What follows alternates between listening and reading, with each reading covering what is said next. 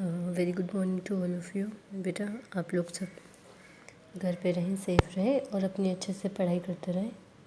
तो आज जो हम टॉपिक पढ़ रहे हैं, रिट्रीव करना हो अगर हमें ऑब्जेक्ट किसी मॉड्यूल से, तो हम डायरेक्टिव फंक्शन का यूज़ करते हैं, जो एक इनबिल्ट फंक्शन है। Directive function it is used, ये कहाँ पर यूज़ होता है? जब हम अप्लाई करते हैं किसी मॉड्यूल पे, तो जितने भी उसके अंदर मॉड्यूल के अंदर जो भी आपने सब मॉड्यूल वेरिएबल कांस्टेंट डिफ़ाइन किए हैं, ये उन सब के आपको नाम प्रोवाइड करा देता है। ठीक है, तो इसका मतलब क्या है कि डायरेक्टरी फंक्शन क्या करता है? रिज़ल्ट जितने भी उसके डायरेक्टरी फंक्शन बेसिकली क्या है? डिस्प्ले करता है जितने भी उसके रिस्पेक्टिव ऑब्जेक्ट्स हैं उनको, जैसे उनका नेम ऑफ सब मॉड्यूल्स, उसके वेरिएबल्स कितने हैं, वेरिएबल्स के नाम, देन कॉन्स्टेंट्स के नाम, राइट। अब सपोज़ मैंने बोला to calculate area of circle, हम कैसे कर सकते हैं? फ्रॉम स्टेटमेंट को यूज़ कर सकते हैं, किसकी हेल्प से? सब मॉड्यूल के साथ। ठीक है, जैसे कि आपको एरिया ऑफ सर्कल यूज़ करना है, तो हम इसमें क्या कहते हैं? फ्रॉम स्टेटमेंट का यूज़ कर सकते हैं। जो सब मॉड्यूल्स हमें उसको कॉल करना है उसके नाम के साथ स्पेसिफिकली, जैसे हमने बोला from area import circle area. ठीक है, फ्रॉम हम यहाँ पर स्टेटमेंट यूज़ कर रहे हैं। ठीक, और हमें क्या करना है? कैलकुलेट करना है एरिया ऑफ सर्कल। ठीक, तो प्रिंट सर्कल एरिया 10। तो फ्रॉम आपको क्या करता है? कोई स्पेसिफिक फंक्शन को मॉड्यूल में से सिलेक्ट करना अलाउ करता है यहाँ पे, इसलिए हम यूज़ करते हैं फ्रॉम फंक्शन। ठीक है, तो ये इस तरीके से आपका आउटपुट जनरेट कर देगा। अब इंपोर्ट स्टेटमेंट का यूज़ क्या है? जैसे आपने लिखा from area import star print circle of area, print square का एरिया, प्रिंट रेक्टेंगल एरिया, और ये सारे आपने इसमें क्या वैल्यूज़ दे दी। ठीक है, तो इंपोर्ट स्टेटमेंट बेसिकली क्या करता है? जितने भी फंक्शंस हैं उनको एरिया मॉड्यूल के अंदर जितने भी फंक्शंस हैं उनको एक्सेस करने के लिए आप एक्सेसिबिलिटी आपको प्रोवाइड करता है। ठीक है, तो आप जितने भी जो फंक्शंस हैं एरिया मॉड्यूल में उनको डायरेक्टली क्या कर सकते हैं? यूज़ कर सकते हैं इसकी मदद से, इंपोर्ट स्टेटमेंट की हेल्प से। ठीक, उसके बाद हम पढ़ेंगे पोर्ट स्टेटमेंट को हम किसी भी कई तरीके से हम उसको रिप्रेजेंट कर सकते हैं। इंपोर्ट कर सकते हैं मॉड्यूल किसी और प्रोग्राम में। पहले आप बोल रहे हैं इंपोर्ट टेस्ट, तो इंपोर्ट मॉड्यूल क्या करता है? पहले टेस्ट करता है, import the module test and create a reference to the module in the current calling program. यानी कि जो टेस्ट मॉड्यूल है वो क्या करता है? एक रेफरेंस क्रिएट करता है उस मॉड्यूल का करंट कॉलिंग प्रोग्राम में। ठीक है, तो इस स्टेटमेंट के एग्जीक्यूट के बाद आप क्या यूज़ कर सकते हो? Test dot name. इससे क्या पता चलता है? जो टेस्ट डॉट नेम किसको रेफ़र करता है? ऑब्जेक्ट्स को जो मॉड्यूल के अंदर है। ठीक, जैसे और आपको मल्टीपल अगर इंपोर्ट करने हैं मॉड्यूल, तो जैसे आपने लिखा जस्ट टेस्ट 1, 2, 3, इस तरीके से आप कॉमा से सेपरेट करके करंट नेम स्पेस में क्या कर सकते हो? मोर मॉड्यूल्स जो है इंपोर्ट कर सकते हो। सिंगल मॉड्यूल में क्या था? आपको टेस्ट डॉट नेम लिख के, और टेस्ट यहाँ पर क्या है? जो ऑब्जेक्ट हुआ है मॉड्यूल में वो। ठीक है, और ये अगर आपको मल्टीपल मॉड्यूल करने हैं तो टेस्ट 1, 2, 3 इस तरीके से आप इंपोर्ट कर सकते हैं। अब डेफिनेशन और इन मॉड्यूल्स की अवेलेबल है और हम उनको कैसे यूज़ कर सकते हैं?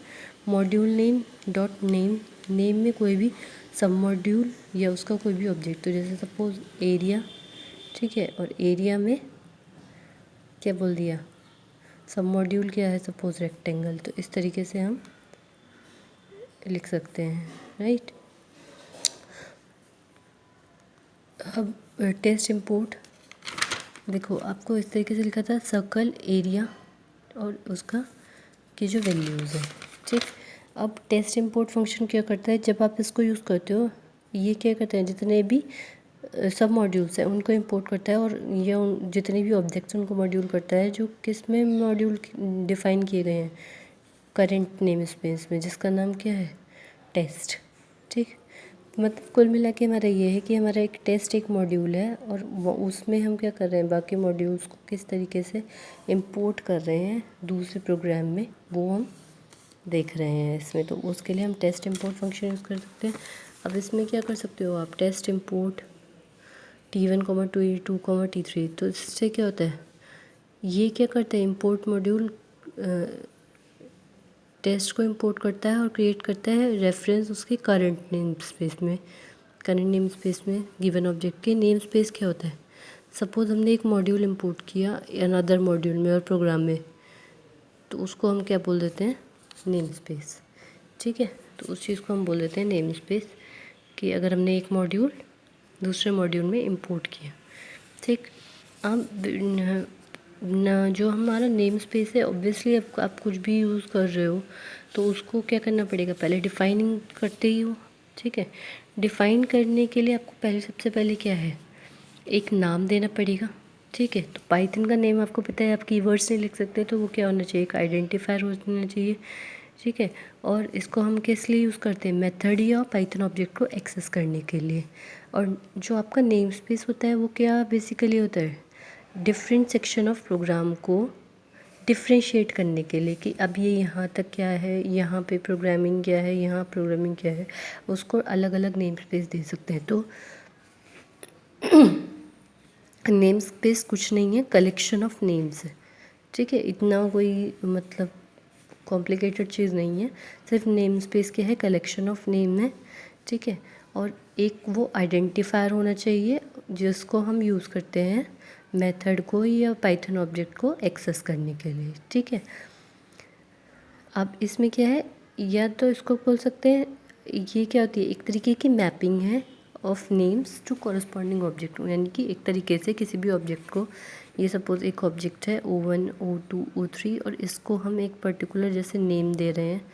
ठीक है, तो ये होती है mapping of names corresponding object के। तो यानी कि एक तरीके से एक साइड नेम दे देना। ठीक है, तो इसमें हमें ये चीज़ जो है, सबसे जो मेन पॉइंट हमारा ये है, जब हम नेम स्पेस, ये तो आपको पता ही है कि हम कीवर्ड्स यूज़ नहीं कर सकते, इट शुड बी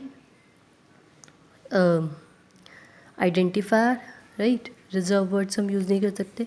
तो हमें ये देखना पड़ेगा कि नाम जो है वो यूनिक होना चाहिए और किसी तरीके का उनकी वजह से कॉन्फ्लिक्ट ना हो। उसके बाद पाइथन इम्प्लीमेंट करता है नेम स्पेसेस डिक्शनरी की फॉर्म में, डिक्शनरी की फॉर्म में यूज़ करता है। ठीक है, तो वो क्या करता है?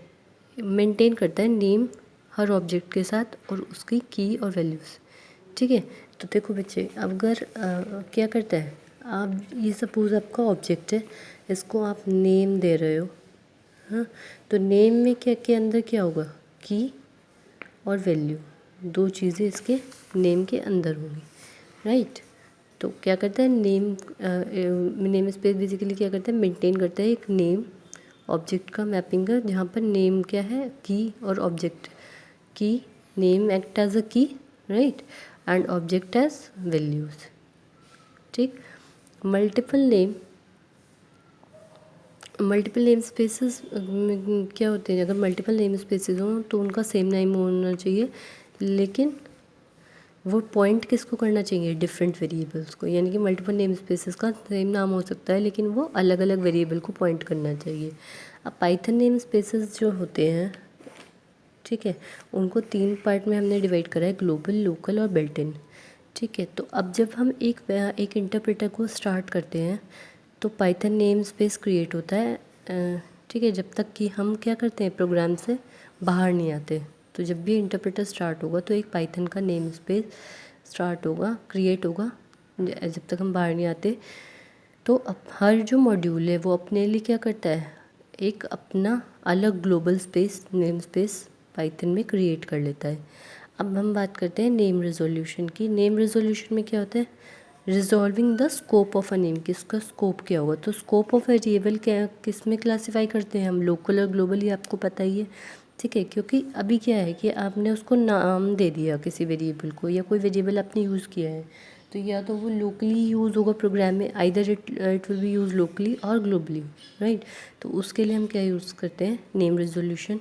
ठीक, तो जो जितने भी पाइथन के मॉड्यूल हैं या प्रोग्राम, तो वो किसके अराउंड रिवॉल्व करते हैं? वेरिएबल स्कोप के और उनके नाम के। मतलब वो किस पे डिपेंडेंट है? एक तरीके से उनका वेरिएबल का क्या स्कोप है, कहाँ तक स्कोप है। ठीक है, यानी कि वो लोकली डिक्लेयर करे गए हैं, ग्लोबली डिक्लेयर करे गए हैं, और उनका नाम। ठीक है, जो भी हम नाम रेफरेंस कर रहे हैं किसी भी प्रोग्राम में, जब आप किसी वेरिएबल को एक्सेस करते हो तो क्या करते हो? वेरिएबल को एक्सेस करते हो उसके प्रोग्राम के अंदर से ही या फंक्शन के अंदर से ही। तो पाइथन क्या अलाउ करता है, नेम रिजोल्यूशन रूल अलाउ करता है, किसकी हेल्प से, LEGB रूल की हेल्प से। ठीक है, अब ये LEGB रूल जो है ये किस तरीके से वर्क कर रहा है ये अब हम नेक्स्ट वीडियो में पढ़ेंगे। ठीक है, अभी जितना भी आप लोगों ने पढ़ा है इसको समझने की कोशिश करें। And stay home, stay happy, take care.